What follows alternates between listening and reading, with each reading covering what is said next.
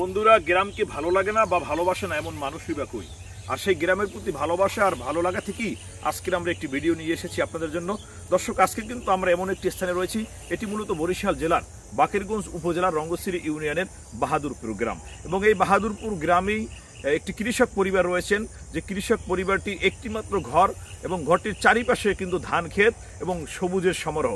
দর্শক, চলুন আজকে আমরা সেই ঘরটির যে চারপাশ, সেই চারপাশের সৌন্দর্য আপনাদের মাঝে তুলে ধরি।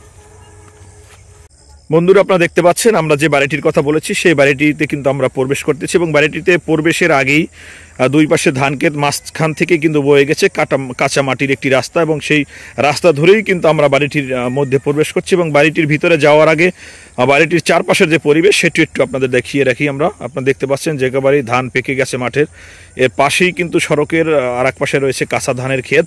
আমরা দেখতে পাচ্ছি অপরূপ সৌন্দর্য কিন্তু এখানে বাড়িটির চারপাশের যে পরিবেশটি। এবং আমরা এই মুহূর্তে সেই বাড়িটির ভিতরে প্রবেশ করবো। বাড়ির আশপাশের যে পরিবেশ সেটি আমরা আপনাদেরকে দেখানোর চেষ্টা করেছি। চলুন বন্ধুরা, আমরা এখন এই বাড়িটির ভিতরে যাব এবং বাড়ির ভিতরের যে মনোরম পরিবেশ সেটি আপনাদের সাথে আমরা আজকের উপভোগ করব। দর্শক, আমরা যে বাড়িটির কথা বলেছি, আমরা কিন্তু সেই বাড়ির যে উঠোন সেখানে কিন্তু এসেছি এবং আপনারা দেখতে পাচ্ছেন যে বাড়ির উঠোনটিতে কিন্তু আমাদের বরিশালের ভাষায় বলা হয় যে কুডুয়ার কুর। মূলত এখানে যে কৃষক তারা যে ধানের আবাদ করেন এবং ধানের যে অবশিষ্ট খেরকুটো থাকে সেই খেরকুটোগুলো কিন্তু এভাবে স্তূপ করে রাখা হয় সারা বছর কিন্তু তাদের যে গবাদি পশু তাদেরকে খাওয়ানোর জন্য। এটিকে বলা হয় আমাদের বরিশালের ভাষায় কুডুয়ার কুর। এবং আমরা সেই ছোট্ট বাড়িটির বর্তমান যে চিত্র সেটি দেখাচ্ছি। এখানে যে গোয়াল থাকে সেই গোয়ালকে যে এখানে যে ধানের যে খ্যার সেটি মূলত এটির ভিতর রেখে খ্যারকুটো খাওয়ানো হয়। এবং পাশেই কিন্তু আপনারা দেখতে পাচ্ছেন যে মাটির তৈরি, আমাদের বরিশালের ভাষায় বলে যে চারি। এটিতে মূলত যে গবাদি পশু গরু বা ছাগল তাদেরকে পানি খাওয়ানো হয়। এবং আমার হাতে যেটি আছে এটি কিন্তু বাঁশের তৈরি। এটি মূলত যে মুরগি বা হাঁস তাদের লালন পালন করে যেখানে রাখা হয়।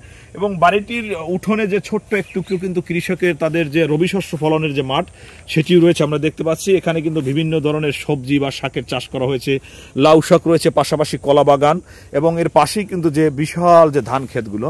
দর্শক, আমরা কিন্তু সেই বাড়িটির আজকের যে বর্তমান চিত্র সেটি কিন্তু আমরা আপনাদেরকে দেখাচ্ছি। এবং আপনারা দেখতে পাচ্ছেন যে এই মুহূর্তে যে গ্রামীণ যে দোচালার যে টিনের ঘরটি, আসলে এই ঘরগুলো কিন্তু এখন দক্ষিণ অঞ্চল থেকে বিলীন হয়ে যাওয়ার পথে।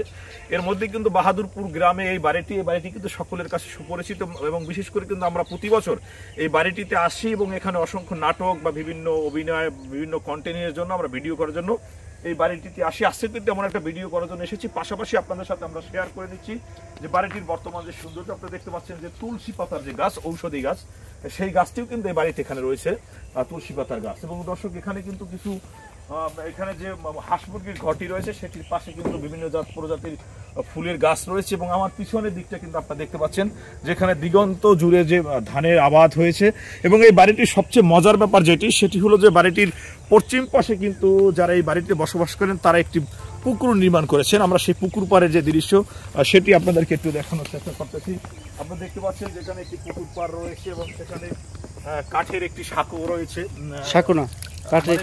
ঘাটলা বলে যেটাকে গ্রামীণ ভাষায়, সেই ঘাটলার যে দৃশ্য সেটি। এবং পুষ্কুনিটি কিন্তু মজার ব্যাপার, একেবারে গোলাকার একটি পুষ্কুনি।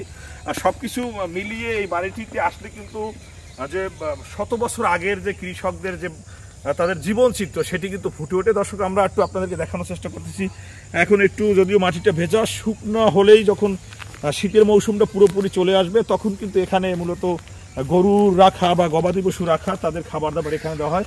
বিশেষ করে আমরা আরেকটি অপরূপ দৃশ্য আপনাদেরকে নিয়ে যাব, আমাদের সাথে থাকুন। আমরা দেখতে পাচ্ছি যে এখানে এই বাড়িটিতে যে বসবাস করে ছেলেমেয়েরা তারা কিন্তু এখানে পাশেই একটি ভিটে রয়েছে, ধান ক্ষেত এবং ভিটে, সেখানে কিন্তু ঘুঁটি উড়াচ্ছে। আমরা এই মুহূর্তে দেখতে পাচ্ছি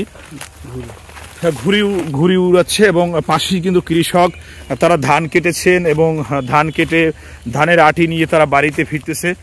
আমরা কিন্তু এমন একটি দৃশ্য দেখতে পাচ্ছি। এবং বাড়ির পাশে যে ভিটে সেখানে কিন্তু রবি শস্যর চাষবাসের জন্য কৃষকরা ব্যস্ত সময় পার করছে।